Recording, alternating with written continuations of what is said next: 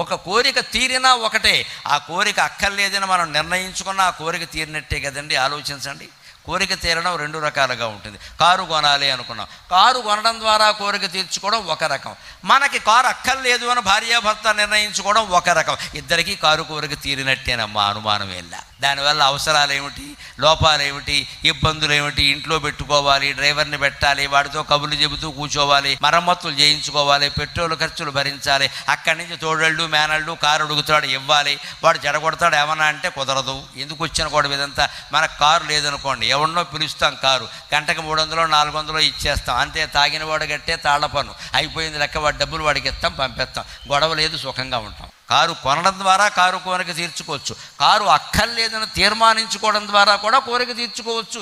ఈ జ్ఞానమే శివజ్ఞానం. శివజ్ఞాన ప్రదాయిని అంటారు లలితా సహస్రంలో. శివజ్ఞానం అంటే ఇదే, వైరాగ్యం కలిగేలా చేసుకోవడం ఇక్కడ.